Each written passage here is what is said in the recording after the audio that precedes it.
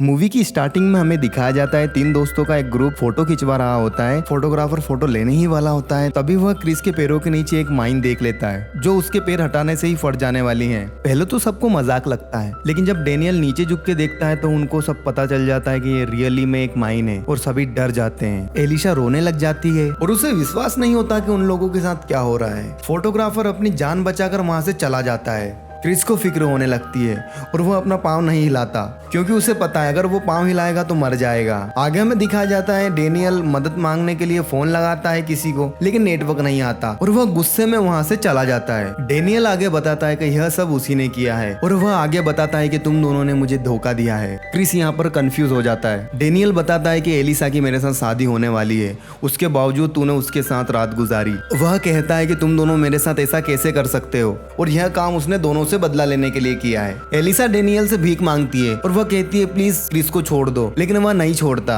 और वह जंगल में चले जाता है और वहां से एक फावड़ा लेके आता है। वो दोनों को कहता है कि जैसे ही क्रिस मर जाएगा गड्ढा खोदकर उसको गाड़ दूंगा। फिर क्रिस कहता है कि तुम झूठ बोल रहे हो, जब हम फोटो खिंचवा रहे थे तो तुमको कैसे पता था कि मैं यहीं पे खड़ा होने वाला हूँ, और वह उस माइन को फेंक कहता है। डेनियल बताता है कि मैंने जानबूझकर तुम्हें वहां खड़ा किया है और माइन की पिन निकाल देता है। अब एलिसा और क्रिस को विश्वास हो जाता है कि यह माइन असली है। फिर एलिसा डेनियल को गले लगा लेती है और क्रिस को माफ कर देने को बोलती है। डेनियल गुस्से में एलिसा को बहुत चिल्लाता है। वह कहता है कि मैंने तुम्हारे साथ पूरी जिंदगी बिताने का फैसला किया था, लेकिन तुमने मुझे धोखा दिया, और वह माइन की पिन को जंगल में फेंक देता है और वहां से चला जाता है। आगे हमें दिखाया जाता है डेनियल उस फोटोग्राफर के पास जाता है कि दोनों ने मिलकर ही यह काम किया था। अच्छा पोज लेने के बहाने उसे वहां पर खड़ा कर दिया था ताकि वह माइन पर खड़ा हो जाए। अगले सीन में हम देखते हैं कि एलिसा वहीं पर होती है और अलग अलग पिन घुसाकर क्रिस की मदद करने की कोशिश करती है, लेकिन कोई भी पिन काम नहीं कर रही होती है। लेटर हम देखते हैं माइन के नीचे गड्ढा खोदने का प्रयास करती है। अगले सीन में हमें दिखाया जाता है एक हंटर पहाड़ियों से गुजर रहा होता है,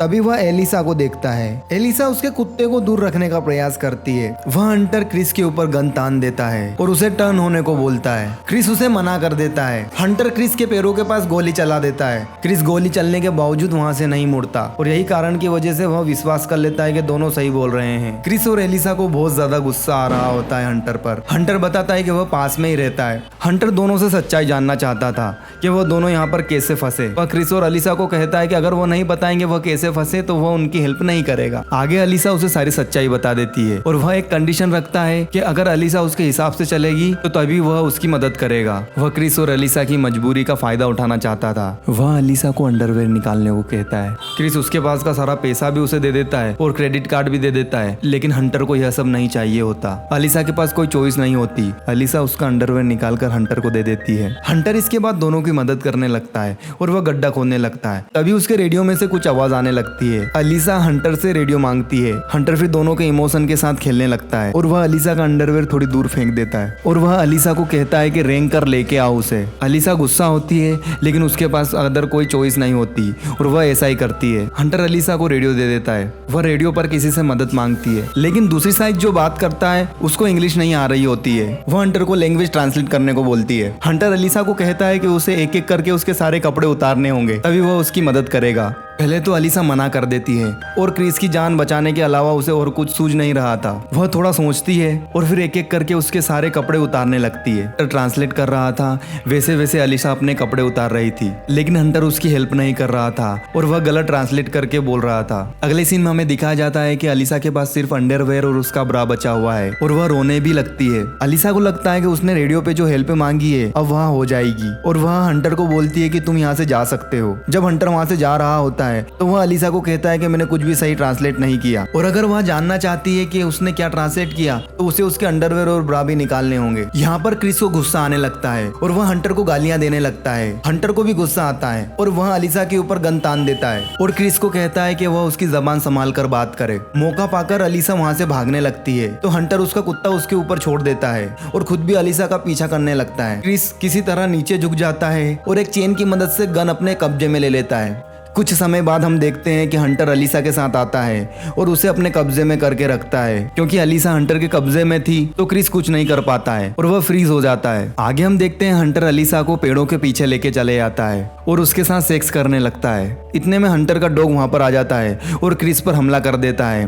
दुर्भाग्यवश उसके हाथ से गोली चल जाती है और अलीसा को लग जाती है। अलीसा की वहां पर मौत हो जाती है और क्रिस भी बेहोश हो जाता है। जब उसकी आंखें खुलती है तो वह अलीसा को अपनी बाहों में पाता है। हंटर ने दोनों को मरा हुआ समझकर वहीं पे फेंक दिया था। क्रिस अलीसा की बॉडी को अपनी बाहों में लेकर रोने लगता है। अगला सीन हमें कुछ महीनों बाद का दिखाया जाता है, जहाँ पर क्रिस एक महिला से मदद मांग रहा होता है। कुछ समय बाद हमें पता चलता है कि यह हाउस उस हंटर का है जिसने उसकी जिंदगी खराब कर दी। हंटर क्रिस को देखकर शॉक हो जाता है। वह अपनी फैमिली को कुछ नहीं बताता और किसी तरह क्रिस को वहाँ से भगा देता है और अपने डॉग को उसके पीछे छोड़ देता है। हंटर को डॉग की आवाज आती है और वह उसका पीछा करता है तो वह देखता है कि चारों तरफ खून है और वह दौड़ता हुआ उसके घर पर जाता है। हंटर के आने से पहले क्रिस वहाँ पर पहुंच गया था और वह डॉग को लेकर आता है और कहता है कि इसे किसी कार वाले ने ठोक दिया है। अगले ही पल वहाँ पर हंटर आ जाता है और उसकी गन क्रिस पर तान देता है। हंटर गोली चला पाता उसके पहले क्रिस उसके पाँव में गोली चला देता है और उसे गिरा देता है। क्रिस हंटर की वाइफ और डॉटर को कहता है कि इसे अंदर लेके जाओ। आगे क्रिस हंटर की वाइफ और डॉटर दोनों को बांध देता है। हंटर रहम की भीख मांगता है और वह कहता है जिस वक्त उसने अलीसा पर हमला किया था तो उस वक्त उसकी दिमागी हालत सही नहीं थी और वह नशे में था। क्रिस फिर वाइन की बोतल निकालता है और उसकी डॉटर और वाइफ को पिला देता है और कुछ हंटर के गोली वाले जख्म पर डाल देता है। आगे क्रिस हंटर की डॉटर के पास जाता है और उसे अंडरवेयर निकालने को कहता है। क्रिस हंटर की डॉटर के साथ वही काम करता है जो हंटर ने अलीसा के साथ की थी और वह पूरी फैमिली के साथ माइंड गेम खेलने लगता है और वह बंदूक की नोक पर हंटर की डॉटर से एक एक कपड़ा निकलवाता है। हंटर फ्लोर पर नीचे गिरकर रहम की भीख मांगता है। अगले सीन में क्रिस एक ही गोली में हंटर की डॉटर का भेजा उड़ा देता है और उसे मार देता है। इसके बाद क्रिस एक कोने में चले जाता है और उसने क्या किया यह सोचने लगता है। क्रिस हंटर की मरी हुई डॉटर को देखने लगता है और उसका बदला पूरा करता है और मूवी यहीं पे खत्म हो जाती है।